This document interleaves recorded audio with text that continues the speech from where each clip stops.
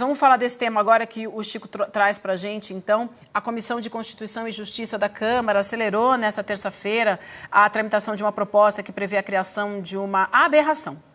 Um cadastro de invasores de propriedades. O projeto é do deputado Rodolfo Nogueira, do PL do Mato Grosso do Sul. Tem como alvo, óbvio, o movimento dos trabalhadores rurais sem terra. A comissão, vale lembrar, é chefiada pela deputada bolsonarista Caroline de Tone, do PL de Santa Catarina. E tem mais, é importante a gente lembrar o contexto em que esse tipo de pauta avança na Câmara. No fim de semana circulou um vídeo com parlamentares extremistas armados, prometendo meter bala em trabalhadores sem terra. E entre eles estavam os deputados Eduardo Bolsonaro e Gilvan da Federal. Chico, vamos assistir esse vídeo e aí imediatamente após a gente quer te ouvir. Esse vídeo rolou no fim de semana e eu fiquei muito impressionado, né? Porque ele simboliza... Olha, esses caras são parlamentares. Parlamentar, você sabe, vem do francês parler, falar. Quer dizer, você discute civilizadamente suas posições políticas, né? Quem tem a força da palavra não precisa usar a força das armas que você vê aí nessa imagem. A gente tem o vídeo, Chico. Vamos ver o vídeo. Olha aí, olha, tem 3 deputados federais aí. Vamos ver. Uma lei que foi aprovada pela maior parte da Assembleia, foi vetada pelo governador socialista Renato Casagrande. Ao fazer isso e não derrubar esse veto, facilitaram a vida de vagabundo. A vida de gente que usa o nome de trabalhador sem terra, sem ser trabalhador. Faú, o que você me diz um negócio desse, meu irmão? Invadiu terra? Tem que meter balas, é bandido! Nunca foi tão fácil votar, esses caras aí tem que ter encontro marcado com o eleitor também daqui a pouquinho. Não pode ter amnésia, né, Gilvan? Exatamente, nós somos a favor do agro, da propriedade privada e contra esses criminosos do MST. Não passa de um bando de criminosos. É isso aí, gente. O nome certo tem que ser dado para as pessoas certas. Trabalhador é trabalhador, vagabundo é vagabundo e, como diz Paul, vagabundo, bandido, invasor de terra é na bala! Meu Deus, Chico. A argumentação é na bala. Você tem esse deputado que está falando, ele é deputado estadual do Espírito Santo, protestando contra o governador Casagrande, que não deu, governador do Espírito Santo, que não deu guarida a um projeto, né, de radicalização contra os trabalhadores, principalmente do MST, do Movimento dos Trabalhadores Rurais Sem Terra.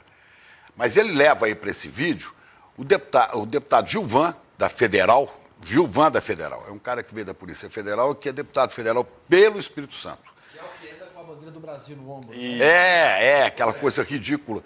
Esse do bigode aí, né, essa coisa estranha também, figura muito estranha, o sargento, sabe como é que é?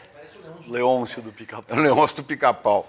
Mas não é bonzinho igual o Leôncio do Pica-Pau, não. Esse aí é o sargento Faor. Infelizmente, a gente está com um congresso povoado de coronéis, sargentos, né?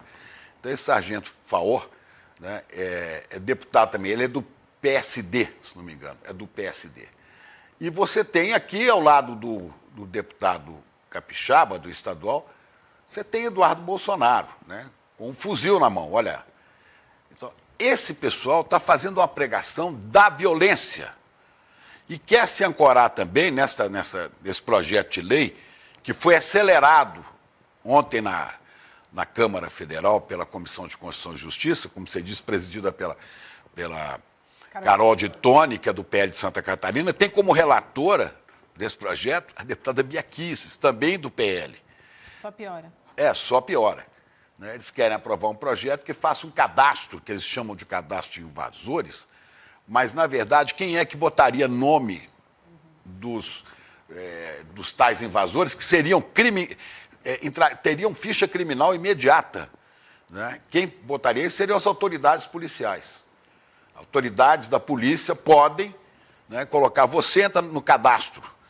Isso aí para tentar criminalizar movimentos sociais que lutam pela reforma agrária, pela justiça no campo.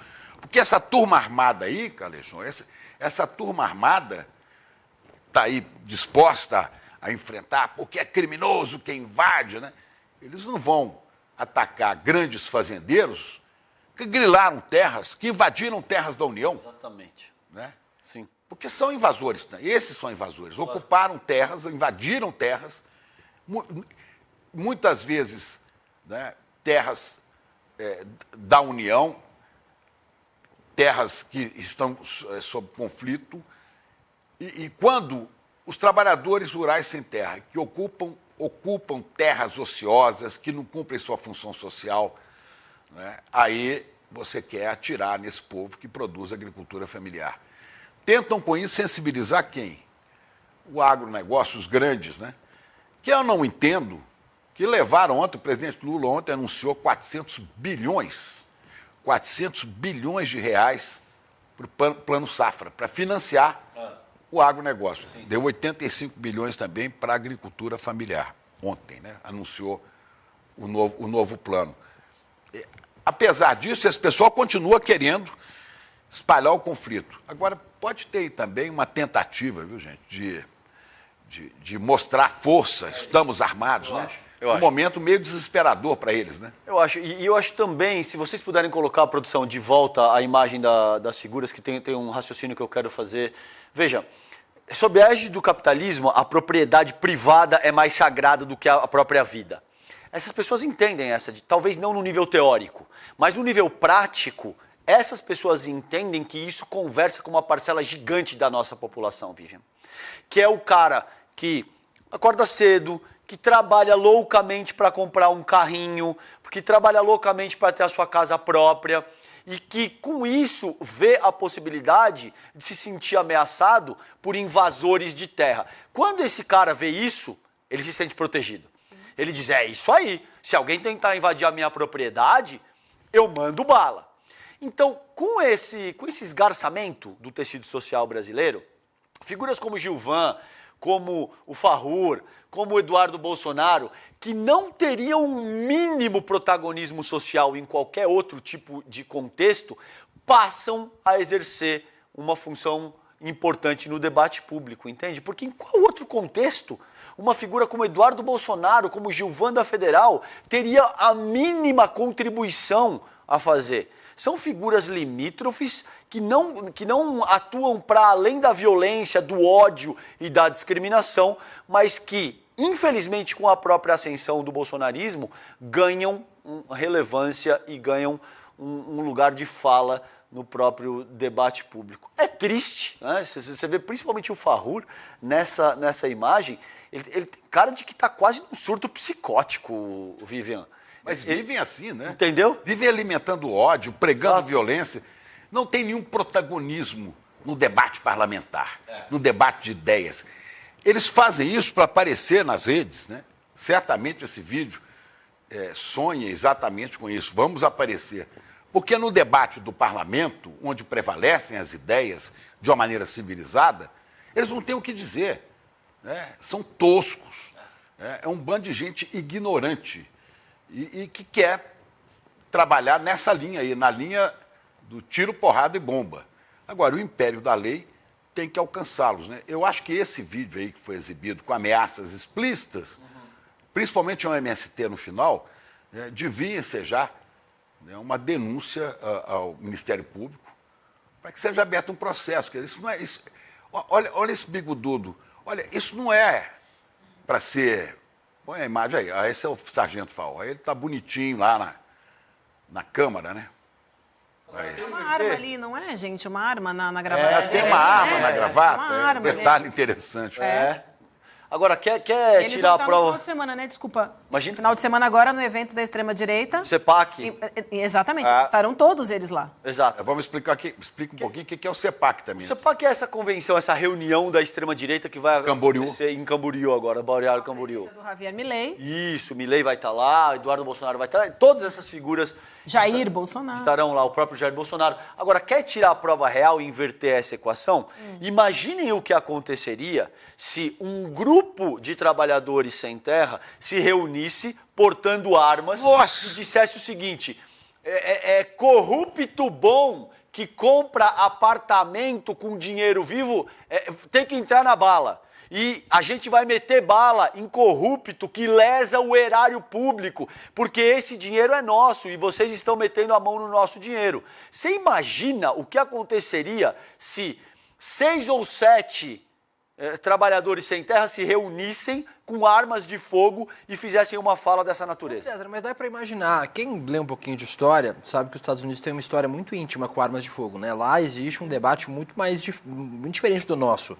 Lá as pessoas compram literalmente no supermercado fuzil, rifle. Até lá, você está comprando coxinha, feijão, batata frita, rifle. Vende no supermercado. Nos Estados Unidos, quando o debate nos anos 60, 50, em relação aos direitos das pessoas negras, começou a ganhar corpo nos Estados Unidos, né, contra a segregação racial, muitos líderes desses movimentos negros falaram, beleza, vocês querem que a gente se arme? Vamos todo mundo se armar, então. E aí os movimentos negros começaram a se armar. Aí a NRA, né, a National Rifle Association, que é a principal associação de armas dos Estados Unidos, falou, não, peraí, agora precisamos colocar algumas restrições. Veja bem, tem que ter arma para todo mundo, mas mais ou menos. Faz isso com o MST. Bota o MST para comprar rifle, para comprar fuzil, né, legalmente, né? Dentro da lei, como eles fazem aí, né? Em 5 minutos, esse pessoal vai falar, não, mas espera aí, tem que ter alguma restrição, não dá para vender para todo mundo, não é verdade? Desculpa. Desculpa o quê? Eu espirrei. Ah, tudo bem. Tem Isso é humano. Isso não é um tiro. Isso é de medo. Que tiro foi esse? Não, foi o espirro da Vivi Mesquita. Eu nem tinha visto, se você não tivesse falado, eu tinha passado. Pois é, agora, a gente tem que levar em conta também que esses conflitos no campo, que existem há muitos e muitos anos, né, sempre resultaram em mortes de brasileiros pobres, trabalhadores que não têm onde plantar, não tem um palmo de terra. Né? Os mais recentes, a gente tem que lembrar a grande tragédia de Eldorado do Carajás, mas toda hora você tem conflito, quem morre sempre é o lado do trabalhador. Né?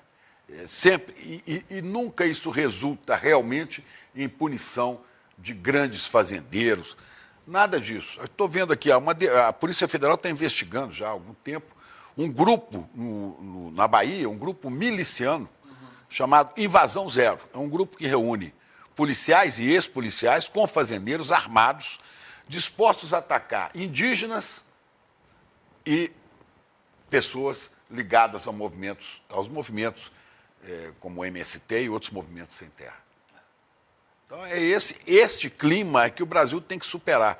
Depois falar, porque o governo do PT traz o ódio. Quem traz o ódio são vocês, trazendo o ódio desta maneira aí. Explícito, com arma na mão, né? Um cara que posa para foto com uma arma de fogo, Chico, já não pode falar muito de ódio em qualquer circunstância. Mas eles sempre usam a arma como seu principal argumento. Exato. Lembra daquela deputada lá de Santa Catarina? A Zanata. A Júlia Zanata, né? Que pousa com arma, né? E com a mão do Lula furada de bala.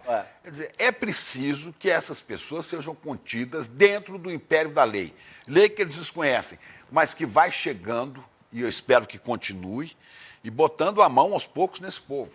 Hoje a gente teve a notícia, você que trouxe cedo para o Demore, né? Notícia do Igor Melo e da nossa Juliana Dalpiva, né? Do pedido da Polícia Federal, vai pedir um indiciamento de Bolsonaro. Saiu fora da lei, Bolsonaro, o Weingarten, o Assef, quem mais? Aí, o Mauro Cid, né? Vão ser indiciados pela questão das joias, do roubo das joias e das vacinas. A rachadinha, né, que alcança aí o Carluxo, o Carlos Bolsonaro, tem que evoluir também para isso. Quer dizer, quando saem da lei, a gente tem que combatê-los com a lei. Fundamental. Né, com o Estado Democrático de Direito, dentro do devido processo legal, que são os termos que o pessoal do direito gosta de usar, né?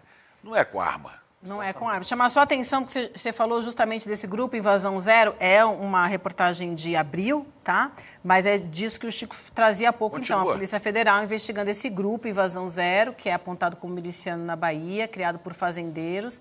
É um grupo acusado por organizações de indígenas de práticas de organização criminosa, incitação ao crime, e a Polícia Federal abrindo investigação. Agora, tudo isso aí é muito importante, porque o que alimenta, o que permite, né, que isso continue existindo? Quando a extrema-direita toma o poder. Esse é o risco que corre a França, né? Esse é o risco, e aí é outro também, é da baderna na Argentina. E esse evento do fim de semana em Santa Catarina Santa Catarina, que tem muita gente boa, viu, William De Luca, que é de lá, né? Mas, infelizmente, ali você tem os maiores núcleos, por exemplo, de núcleos neonazistas, o maior número de núcleos neonazistas, de gente que usa arma, estande de tiro, né? É preciso que esse pessoal, não sei o que vai acontecer no fim de semana, será que eles vão posar todos com arma na mão lá em Camboriú, né? Milei, Etcaterva, será que vão aparecer falando nós vamos dominar a América Latina e o mundo? Então tem que ficar atento, a gente não pode descansar um minuto. Né? E esse incentivo ao assassinato de trabalhadores sem terra já é algo recorrente. Tem um imbecil que falava na Jovem Pan, que eu não vou falar o nome dele aqui, mas que ele disse isso abertamente, que o Exército teria que passar o cerol em trabalhadores do movimento sem terra. Então é algo recorrente na extrema-direita incitar esse tipo de assassinato contra trabalhadores sem terra. Essa é uma estrutura societária, Vivian, que está definida pelo menos há 400 anos. Desde as capitanias hereditárias, isso já existe a questão da terra como centro da nossa organização social e você já tem essas pessoas organizadas. O que a gente viu aqui não é nada a mais do que a reprodução de uma estrutura social que tem hoje quase 500 anos no Brasil. Olha, cerca... Fala. Não, só como eu falei pra vocês, amanhã eu não estarei no programa, estarei em Balneário Camboriú, inclusive. Não vou você CEPAC, está indo para a CEPAC. Eu vou participar de outros eventos lá, não vou participar do CEPAC, mas se tudo der certo amanhã, né, eu trago informes para vocês aqui no nosso jornal sobre como é que tá o clima na cidade, né? Vai reunir a nata do chorume da extrema-direita da América Latina em Balneário Camboriú. Então, se tudo der certo, amanhã eu consigo trazer uns informes, mesmo não estando aqui na bancada, de como é que tá o clima na cidade. Tá bem, cuidado, amigo. Olha só, a gente tem aqui ainda, Chico, César e Will, mais uns 3 minutinhos. Eu queria trazer um outro tema para a gente falar nesse tempo, que é a Comissão de Mortos e Desaparecidos. O presidente Lula decidiu, então, recriar a Comissão Especial de Mortos e Desaparecidos, que foi extinta no fim do governo Bolsonaro em 2022. Era uma promessa de campanha, sobre a qual ele andava relutando um pouco, apesar das cobranças, mas o presidente decidiu recriar, então. Importantíssimo. Acho que vai você, porque eu era um bebê nessa época, você já estava na luta já e te ouvi a respeito disso, da questão aí do Lula retomando essa iniciativa de reavivar movimentos importantes para lembrar a luta contra a ditadura. Ele estava sendo muito questionado por isso, né, Chico? Porque ele tinha cancelado, lembra, os atos em memória e tal, e agora ele está nessa campanha para retomar a Comissão de Mortos e Desaparecidos na ditadura. É preciso que se busque a origem, né? A origem, né? Agora não pode passar batido a ação de militares, né, na tentativa de golpe. Como passou em 64, com aquela anistia ampla, geral e restrita, né? Você vê, uma das coisas que pesaram contra a presidenta Dilma foi o trabalho da Comissão de Mortos e Desaparecidos, que eles não suportam. Mas é preciso que esses ovos de serpente, né, desses ovos da serpente, de pensamento totalitário, violento, sejam esmagados. A gente está falando aqui de questão de sem terra, e eu busquei, que eu me lembrei aqui, né, do massacre do Caldeirão, coisa que a gente pouco ouve falar. Você sabe o que foi o massacre do Caldeirão? Caldeirão era uma fazenda que estava abandonada no Crato, no Ceará. Em 1937, vai fazer 100 anos, o beato José Lourenço reuniu um bando de famintos miseráveis e começou a plantar lá. Mas era uma fazenda abandonada, ninguém reivindicou posse. Mas os fazendeiros da região se sentiram ameaçados. E se essa experiência comunitária der certo, amanhã nós estaríamos todos sob ameaça. Aí teve um episódio vergonhoso. O Exército Brasileiro, usando inclusive aviões, né, bombardeou e matou todo mundo que estava no Caldeirão. Cerca de 1.000 pessoas foram mortas com bombas que eram atiradas de avião. Morreram todos, foi um massacre horroroso.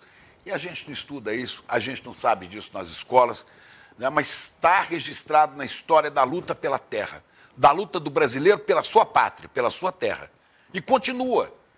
Pega a história aí e vê quantos trabalhadores, quantos sem terra, quantos movimentos, né, causaram mortes a fazendeiros, a grandes proprietários. Nunca. Tem um livro... É sempre o contrário. Você falou, eu lembrei agora, Chico, tem um livro que chama Extermínio, 200 anos de genocídio no Brasil, da Viviane Gouveia, que fala desse episódio. Ela vem fazendo um apanhado histórico de situações análogas a essa, e como você começou a falar, eu lembrei. Vamos procurar aí, pesquisem, Massacre do Caldeirão. Caldeirão, Eram pessoas simples, eram pessoas de famílias pobres, né, com mulheres, com crianças, que foram bombardeados criminosamente. Uma coisa horrorosa, né? Uma Guernica localizada. E não deu em nada. Como o Eldorado de Carajás, realmente não deu a grande reação que devia dar. E a sociedade brasileira vai se acostumando com imagens como essa que a gente viu aí, de parlamentares usando do cargo, portando armas e incitando a violência. Se a gente quiser ser um país realmente desenvolvido, a gente tem que superar, né, essa barbárie e passar a ser mais civilizado, discutir mais. E daí a importância desse tipo de comissão que visa olhar para trás, colocar as coisas em perspectivas, evitar que esse tipo de coisa sequer volte a acontecer. Eu acho que tudo isso é muito bem-vindo, Vivian. Tudo isso tem que ser feito. Eu visitei alguns assentamentos do MST e quando você chega nesses lugares, você se surpreende. Aliás, recomendo outra vez o livro do Edu Moreira, Travessia dos Primeiros dele, quando ele explica a trajetória dele de deixar de ser banqueiro e virar companheiro. Foi vivendo, por exemplo, alguns dias dentro de assentamentos do MST, onde você vê reinar a paz, a tranquilidade e o trabalho coletivo. A primeira coisa que o Sem Terra faz quando ocupam uma propriedade que está abandonada, que não cumpre função social, e depois, claro, fica um acampamento, depois vira assentamento. Para virar assentamento é quando ele entra na reforma agrária. Primeira coisa que eles constroem é uma escola, não é um estande de tiro, é uma escola. Isso é o que mais assusta, hein? Isso é o que mais assusta, muito, muito bem colocado. Muito bem, Chico Pinheiro, obrigada. Obrigado por estar com vocês aqui. Eu tinha que trazer essa notícia, eu estou indignado com ela a semana toda, dessa violência, dessa pregação de ódio. Justamente indignado. Obrigado. E a gente precisa ficar atento. É isso aí. Precisa, e com você aqui ajuda bastante a gente. Obrigada. Obrigado a vocês, comunidade CL. Obrigada, querida. Amanhã é sexta-feira, hoje ainda é quinta. Graças a Deus será sexta-feira, a vida que segue.